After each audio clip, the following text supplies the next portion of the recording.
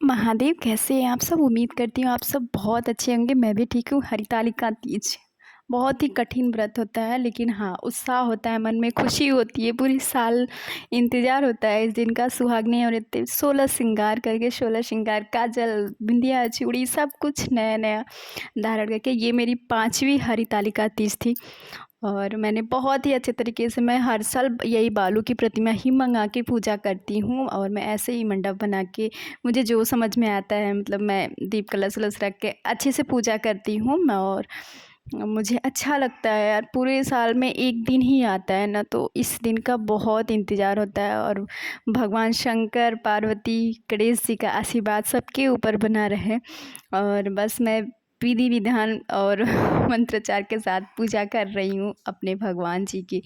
और ये भगवान की ही शक्ति रहती है। पूरे 24 घंटे, 24 घंटे क्या, 30 से 32 घंटे हो जाते हैं और निराजल सुहागनें औरतें व्रत रहती हैं, तो भगवान की ही कृपा है सबके ऊपर कि हम लोग रह पाते हैं, वरना 1-2 घंटे रह पाना मुश्किल लगता है। और गर्मी इतनी थी कि पूछिए ही मत। तो बस प्रभु की कृपा होती है। और मम्मी हैं कुछ सामान निकाल रही थी, वही दे मांग रहे थे मुझसे। और ये आपको उल्टा लग रहा होगा ना, लेकिन नहीं, वो वीडियो में ऐसा उल्टा दिख रहा है। मैं सीधे हाथ से ही सब कुछ कर रही हूँ। और गणपति भी आ गया है, चतुर्थी। और मतलब बहुत इशू था पूजा करने का, लेकिन मैंने शाम को ही प्रदोष काल में पूजा किया। अब तीज की पूजा 3 बार होती है ना, तो एक बार सुबह ऐसे ही होता है, फिर शाम को होती है, फिर अगले दिन सुबह भोर में पूजा किया जाता है। उसके बाद हवन करके फिर मैं पारण करती हूँ। मैं ऐसे ही करती हूँ, मैं जैसे पहले साल की वैसे हर साल करती हूँ। और मतलब क्या ही बताया जाए, कितना उत्साह और खुशी होती है ना, 16 श्रृंगार करके और शाम को बैठना, पूजा करना विधि पूर्वक। बच्चियाँ बहुत परेशान कर रही थी, लेकिन हाँ, और छोटा बच्चा है, जैसा आपको पता है, मेरी अभी डिलीवरी हुई 2 महीने हुए। लेकिन प्रभु की कृपा थी कि सब निर्जला संपन्न हो गया। और मैं थोड़ा सबसे ही लेट रहती हूँ, इसलिए मेरी वीडियो भी थोड़ी लेट चलती है। अभी मेरे पास बहुत सारी वीडियो पड़ी है जो मैं डाल ही नहीं पा रही हूँ। 2-2 बच्चों को देखना बहुत मुश्किल काम हो गया है, लेकिन हाँ, बस मेमोरी है मेरी, मैं डाल देती हूँ। और अभी पूजा संपन्न हो जाती है और फिर हरितालिका तीज व्रत कथा हम पढ़ेंगे, मौसी सुनेंगी। ऐसे ही हम लोग करते हैं, भाभी भी आती हैं लास्ट में। और मैं हर साल ऐसे ही करती हूँ पूजा भगवान। और आप मेरा लुक देख सकते हो, मैं बहुत ही सिंपल साधारण सा लुक वो पहनी थी मैं साड़ी। और वो ना बहुत गर्मी थी, मैं जैसे बताइए, और आप सभी को पता है, मैं 2-2 छोटे-छोटे बच्चे हैं और गर्मी और निराजल व्रत, बहुत हैवी चीज़ें नहीं बर्दाश्त हो रही थी, इतनी गर्मी भी थी ना। और बिटिया रानी तो जब मुझे तैयार होना देख लेती है ना, तो वो मुझे छोड़ती ही नहीं, बहुत परेशान करती है। उसको लगता है कि अब हम कहीं जा रहे हैं उसको छोड़ के। तो वो मैंने एकदम सिंपल सी ही साड़ी चुंदरी धारण की थी। और मैं तालिका तीज के दिन हरा रंग ही पहनना पसंद करती हूँ। मेरी ये खुद की चॉइस है, बाकी तो लाल पीला हर पूजा में पहनना ही चाहिए। और माता पार्वती ने शंकर जी को पाने के लिए हरितालिका व्रत का पूजा किया था। ऐसे ही माँ पार्वती और बाबा भोलेनाथ सबके ऊपर असीम कृपा बनाए रहे, अखंड सौभाग्य का आशीर्वाद दें सबको। और मेरी बिटिया रानी भी आ गई हैं बगल में और बहुत परेशान करती है। अभी मैं बारी बारी से सारा सुहाग का सामान चढ़ाऊँगी। सुबह सुहाग भी लेना होता है माँ से, तो सुबह वाला भी वीडियो मैं आपके साथ शेयर करूँगी, लेकिन थोड़ी-सी वही देर दुरुस्त मेरे काम होते हैं, कोई नहीं। आप सब मेरी वीडियो को ढेर सारा प्यार और आशीर्वाद दीजिएगा। कमेंट करिएगा कि आप कहाँ से हैं और आपके यहाँ हरितालिका तीज कैसे होती है, आपने कैसे पूजा किया। मैं तो ऐसे ही करती और मैं हर साल ना पूरा चीज़ नया, नई साड़ी, नई चूड़ी, नई बिंदी, मतलब हर कोई ऐसे ही करता है। लेकिन बहुत सारे लोग पहली तीज पे करते हैं, फिर कुछ भी, लेकिन कोशिश करना चाहिए, साल में तो एक ही दिन आता है, तो इस दिन सब कुछ नया-नया और पहन के फिर कथा सुनते हैं, बहुत अच्छा लगता है। और प्रभु की कृपा होती है कि बहुत अच्छे से बीत जाता है पूरी दिन। दिन में तो काम ही में बीत जाता है पूरा, फल फूल, साफ सफाई, पूजा की तैयारी करना और सिंघाड़े के आटे का हलवा, खीरा वगैरह फल फूल, मतलब खीरा ज़रूर चढ़ाना चाहिए। और मतलब मैं ऐसे करती हूँ। फिर वही सब तैयारी करते करते शाम को अपना फिर नहा धो के तैयार हो जाओ, ऐसे ही समय बीत जाता है और रात भी कटी जाती है, फिर सुबह ही उठो। तो बस, आपको मेरी वीडियो कैसी लगती है कमेंट करके ज़रूर बताइएगा। और अभी मैं हरितालिका तीज की कथा पढ़ूँगी। अभी बिटिया रानी भी आ गई थी और नमः शिवाय करती रहती है वो, श्री शिवाय नमस्तुभ्यम। अभी उसको करने नहीं आता है और हाथ में अक्षत फूल लेके कथा सुनते हैं हरितालिका तीज व्रत की। और आप सब ने सुना कि नहीं सुना तो मैं अगले वीडियो में शेयर कर सकती हूँ। और गर्मी थी ना, दीपक जल रहा था तो फिर मैंने शीशा लगा के पंखा भी चला लिया, बहुत गर्मी हो रही थी। मतलब ना उमस वाली अभी गर्मी होती है। अभी आप ये सोच रहे होंगे मैं फ़ोन क्यों ली हूँ हाथ में, तो मैं भाभी को फ़ोन करने के लिए ली थी कि आ जाइए आप भी। ऐसा कुछ नहीं है कि मैं पूजा के टाइम फ़ोन भी चला रही थी। पूजा करती हूँ मैं बहुत विधि पूर्वक। सर्वमंगल मांगल्ये शिवे सर्वार्थ साधिके शरण्ये त्र्यंबिके गौरी नारायणी नमस्ते। और बस कथा शुरू होती है हरितालिका तीज व्रत की। सुबह सवेरे उठ के बहुत मतलब ब्रह्म मुहूर्त में उठने के बाद मैं नहा धो के और घर की साफ़ सफाई करके मैं बहुत ही सिंपल तरीके से भगवान का पूजा करती हूँ, भगवान को याद करती हूँ, संकल्प लेती हूँ प्रभु मुझे शक्ति दीजिए कि मैं आपका व्रत अच्छे से विधि पूर्वक कर पाऊँ। और उसके बाद फिर काम करती हूँ। फिर शाम को चौकी रख के मूर्ति रख के मैं अच्छे से पूजा करती हूँ। फिर अगली सुबह भी पूजा करके हवन करके माँ से सुहाग लेने के बाद फिर विसर्जित होते हैं। और कुछ इस तरीके से मैं अपना पूजा संपन्न करती हूँ। आप सब कैसे करते हो कमेंट करके बताना। अभी मैं कथा पढ़ रही हूँ और मौसी सुन रही हैं। मतलब अच्छा लगता है, कोई सुनने वाला होता है, साथ में 2-4 लोग मिलके पूजा करते हैं ना तो और अच्छा लगता है। लेकिन क्या ही बताऊँ, अकेले ही करना पड़ता है। कोई नहीं, धीरे धीरे संख्या बढ़ सकती है। और अभी बिटिया रानी भी कथा सुन रही थी, इधर सब लोग बैठे थे कथा सुन रहे थे। और कथा बहुत अच्छी लगती है ना।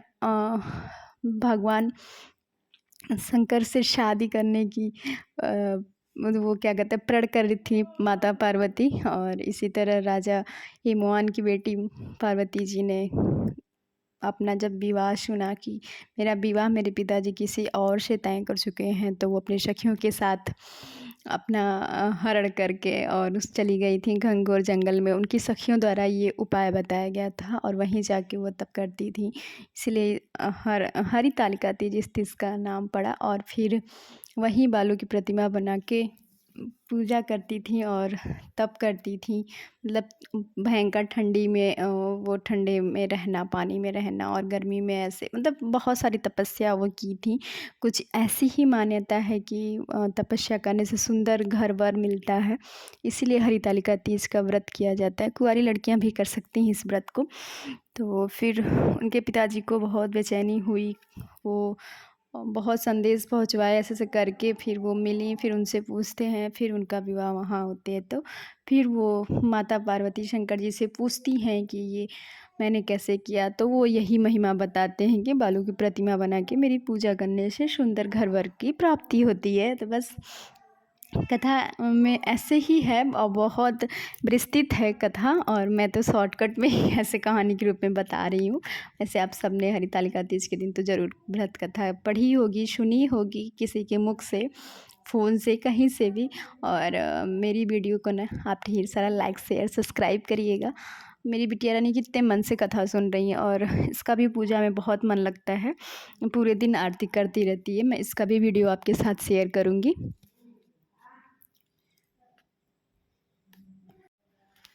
और मेरी वीडियो ना थोड़ी सी लंबी हो गई थी, मैं इसको कट नहीं कर सकती क्योंकि एक लगातार पूरी वीडियो बनी थी। मुझे समझ में नहीं आ रहा था मैं कैसे कट करूं, और स्पीड भी मैं ज़्यादा नहीं रख सकती थी ना, तो बस ऐसे ही मैं अपलोड कर रही हूँ।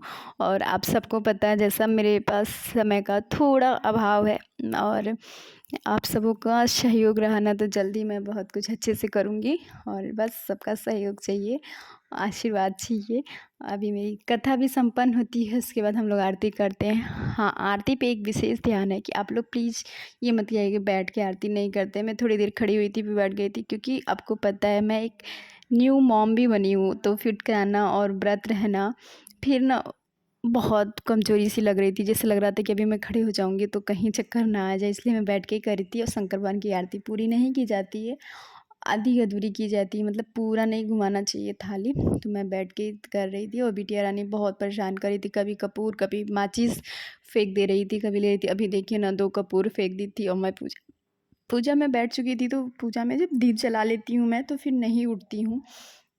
उसको पता नहीं कोई भी सामान नुकसान करने में इतना आनंद क्यों आता है। और कोई नहीं, बस सब भगवान की ही मर्ज़ी है, भगवान का ही दिया हुआ है। इनके बिना भी तो घर सूना है और छोटे बच्चे भगवान के ही बाल रूप होते हैं। तो अभी हम लोगों की आरती शुरू हो गई है भगवान शंकर की। और जय शिव ओमकारा, बस आरती होती है, सारे लोग मिलके आरती करते हैं।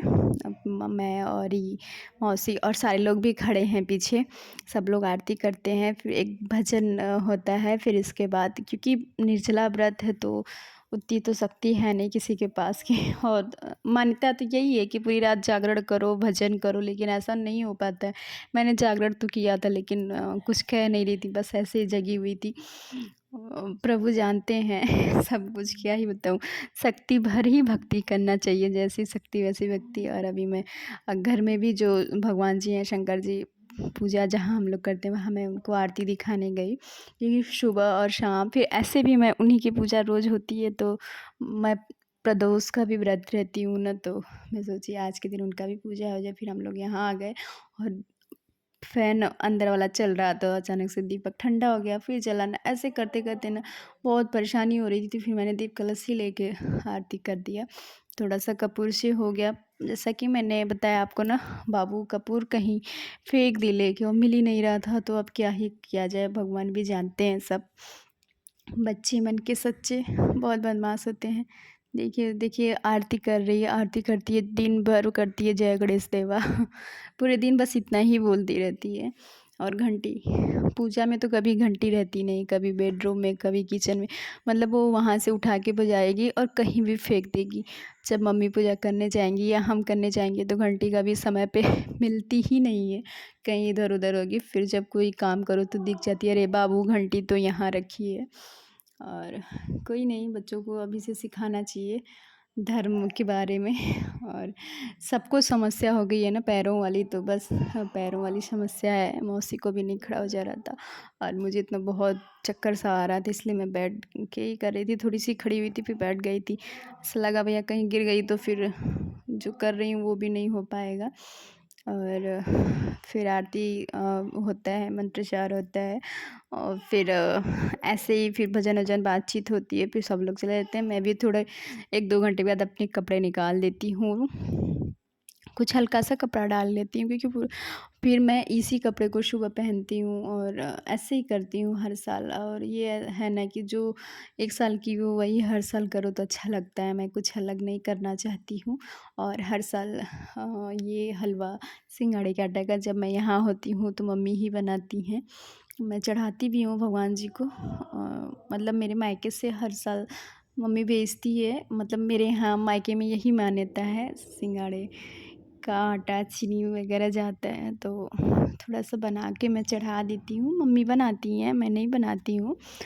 और मैं अब इधर पूजा की तैयारी करती हूँ, तब तक मम्मी बना देती हैं। फूल, बेलपत्र, शहद, अश्वगंध सब कुछ मैं चढ़ाई थी, बहुत विधि, दूब ऊब सब, स्नान भी पंचमी मतलब दूध दही शहद सबसे उनका स्नान कराना, उनको अच्छे से स्थापित करना और दीप कलश बनाना। दीप कलश में हमेशा विषम संख्या में आम के टल्लों का प्रयोग करना। आपको पता है, एक विशेष बात मैं आपको बता रही हूँ, क्या आप सबने कभी नोटिस किया है कि किसी भी पूजा पाठ में हम आम के पत्ते का ही क्यों प्रयोग करते हैं?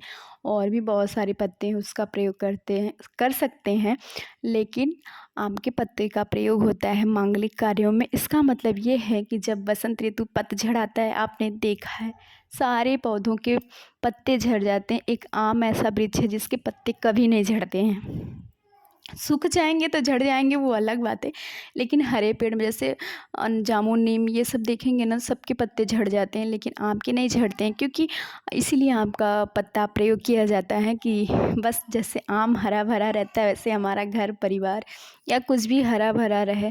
कभी पतझड़ ना आए, और हर कोई यही चाहता है। कभी भी एक औरत अपने लिए कुछ भी नहीं मांगती है, चाहे हम हो या आप हो, कोई भी हो। वो हमेशा अपने घर परिवार बच्चे और पति के लिए ही कामना करती है और इतनी तपस्या करती है। हर माँ की यही एक दुआ है, आशीर्वाद है। और भगवान सबके घर में खुशहाली लाएं। उसके बाद मुझे भी खुशहाली थोड़ी बहुत दे दें। और कर भला तो हो भला, पहले सबका भला हो, फिर पीछे से हम लोगों का भी भला हो। और मुझे ऐसा नहीं लगता है कि बस मैं ही खुश रहूँ। हाँ, आपके बारे में आपको ये जानकारी पता थी? यस या नो में कमेंट करिएगा। वो कहते हैं ना, खुशी खुश रहने से मिलती है।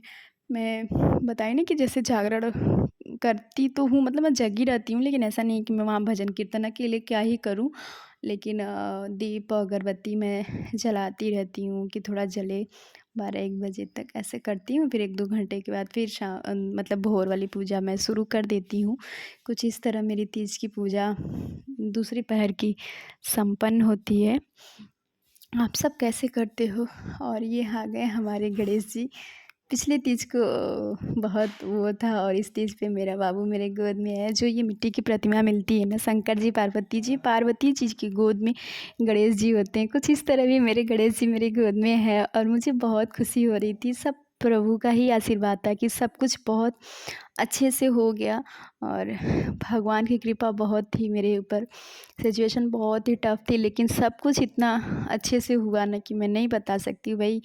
मेरी बुआ कहती है तुमको सबकी दुआओं का ही असर है कि सब कुछ तुम्हारा अच्छे से हुआ। और बस आप सबका भी आशीर्वाद था, मेरे बड़ों का भी आशीर्वाद था, मेरी माँ का भी आशीर्वाद था। भोलेनाथ को तो पूछी मत, मेरे भोलेनाथ की तो बहुत ही आशीर्वाद थी। हर समस्या का हल एक लोटा जल बस भोले बाबा हैं मेरे। और मेरे गणेश जी भी आ गए हैं, नंगू पंगू थे। अभी ये सोए थे ना, तो सो के उठे हैं तो आ गए थे। मैं थोड़े से इनको लेके पूजा कर ली थी, तब तक बिटिया रानी बदमाशी करने भी आ गई हैं। आरती होती है, फिर बाबू को भी भगवान से आशीर्वाद देते हैं, फिर मैं भी भगवान को आशीर्वाद लेकर दंडवत प्रणाम करती हूँ। प्रभु हर साल ये तीज अच्छे से आए और अच्छे से हम लोग मनाएं। हर सुहागन का सुहाग बनाए रखिए, अखंड सौभाग्य का सबको आशीर्वाद दीजिए। करते हो बस। और वो कहते हैं ना, जेकर नाथ भोलेनाथ हुआ नाथ कैसे हुई। बस भोले बाबा आप ही का सहारा है, और आप अब तक आप ही ने सब कुछ किया है, आप ही के बच्चे हम लोग हैं। आगे भी बस ऐसे ही आशीर्वाद बनाए रहिए। वीडियो अच्छी लगे तो लाइक शेयर सब्सक्राइब करना मत भूलिएगा दिव्या की दुनिया को। और अभी मेरी बिटिया रानी भी प्रणाम करेंगी। जो जो मैं करती हूँ वो सब करती है। वो भगवान को भी दंडवत प्रणाम करती है, फिर मैं सबका पैर छूती हूँ तो ये भी छूती है। मैं जितनी बार छूती हूँ, अभी ये देखो भैया मैं चावल रखी थी वो संकल्प लेने के लिए, और ऐसे वैसे वो उठा के खाने लगी, और अभी प्रणाम भी कर रही है। मैं यहाँ प्रणाम करती हूँ, फिर घर की मंदिर में करती हूँ, फिर सबका बारी बार आशीर्वाद लेती हूँ। सबका आशीर्वाद बहुत ज़रूरी है, बड़ों का आशीर्वाद, छोटों का प्यार। और मेरे गणेश जी भी बहुत आनंद से पूजा का वो ले रहे थे, आशीर्वाद ले रहे थे। अभी मम्मी का पैर छूते हैं, अभी मौसी का। मौसी मेरी बैठी थी, कथा सुन रही थी, अच्छा लगा। मेरी मौसी भी आई, कथा सुन ली। और कोई मतलब होता है ना, तो अच्छा लगता है। अकेले अकेले तो नहीं अच्छा लगता है। पैर में उनको भी प्रॉब्लम थी, लेकिन फिर भी आई। और ये मेरी बिटिया रानी, अभी मैं सबका पैर छूती हूँ। सब लोग मुझे बहुत सारा आशीर्वाद देते हैं। दिव्या की दुनिया को लाइक शेयर सब्सक्राइब। महादेव।